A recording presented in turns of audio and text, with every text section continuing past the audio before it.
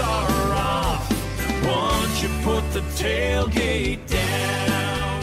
Hey guys, another episode of DMX Tailgating. We're in the home of the GDR Honda Fox Racing Team. Gopher Dunes, the man himself, Mr. Derek Schuster. Derek, we're at the start of the season. It's Easter weekend. Gopher Dunes is open. Tell us about the big plans for the year.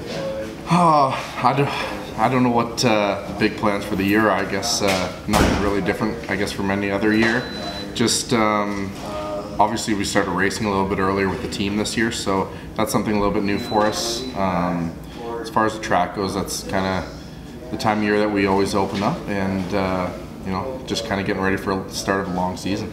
You mentioned the racing starting early. You've got the Arenacross portion. We're I guess 3 rounds down. Colton's 1 point out. How excited are you for that? It's been pretty good so far. The racing's definitely been intense.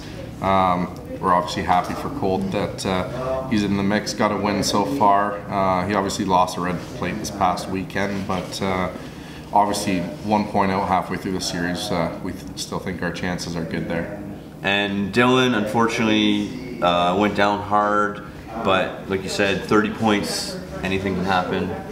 Yeah, he's down a little ways. We're not too sure on the status yet for him for the next round. He hasn't rode yet since then. I guess we are, let's see here, basically a week out from the next race, just over a week out. We decided that we'll wait till early next week to decide whether he's racing or not. He does have a small fracture in one area on his shoulder.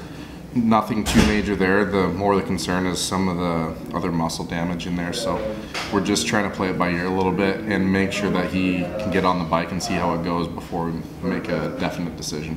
Okay, being the team owner, having 2 Canadian guys, you're one of the best looking teams in the pit. How does that make you? Like, you're proud papa of the program so far? Yeah, definitely. I mean, it's always our goal to keep things looking good. The guys at Fox always help us out with that. Jay Moore especially, with his attention to detail. Yes. I mean, most people that know Jay know that he's big on that stuff, so it's a big help for sure. And it's always pretty easy to make a Honda look good too. So.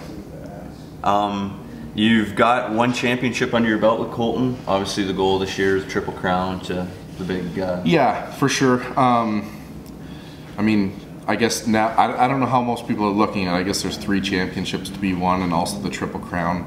For us, I mean, the big goals for us would obviously be see Colt win the Triple Crown. Obviously there's a lot of money up for grabs, but to us the outdoor championship's really important still too.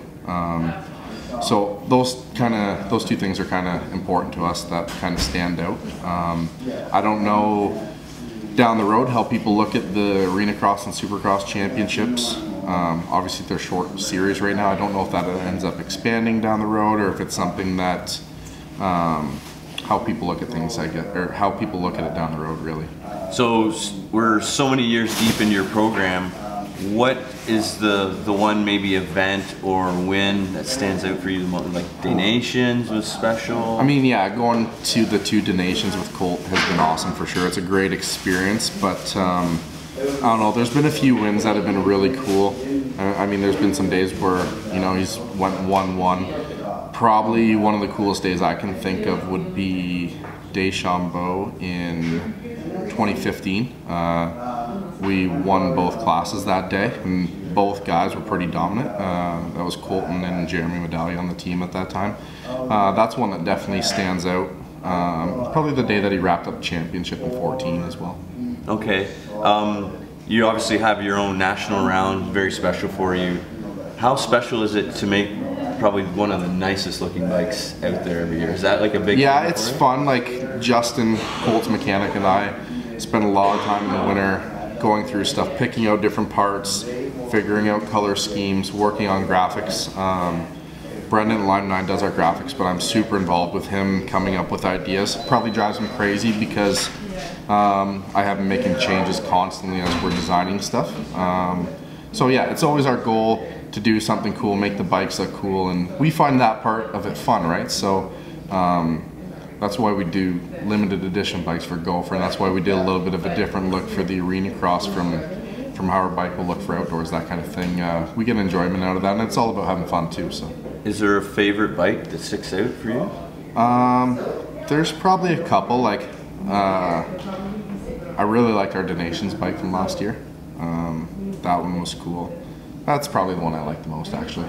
Yeah. Okay, so moving forward, happy with the team, happy with the riders. Is there plans to maybe expand to 2 450 guys, 2 250 guys? We've been talking about it. I mean, that's probably something we would have done this year if this series was still 10 outdoor nationals. It was kind of my goal down the road to get that at some point.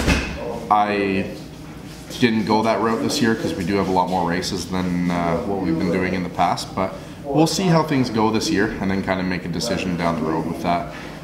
But yeah, I'm really happy with the guys we got. Colton and Dylan are awesome to work with.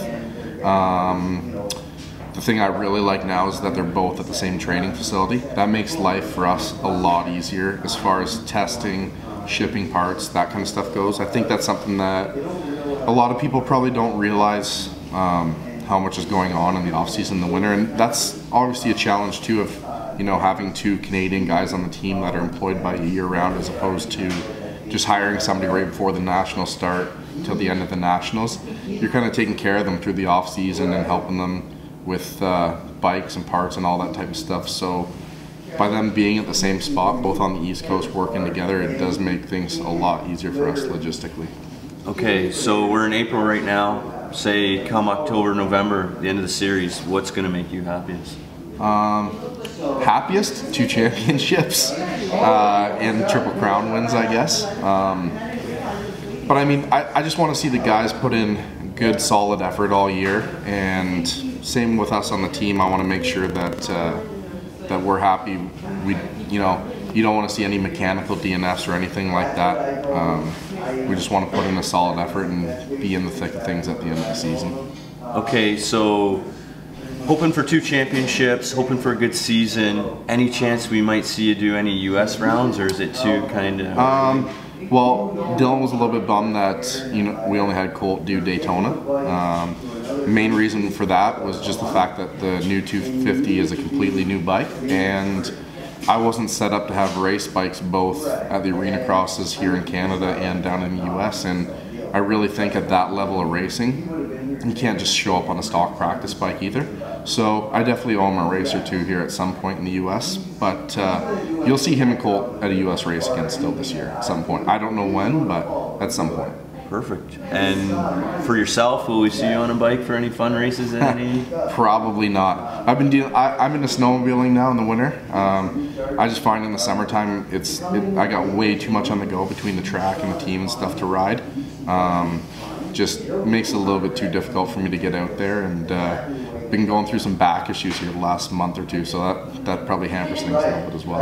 Okay, you got a great facility, great team, great people behind you. Let's shout them out. Gotta think who I want to thank here.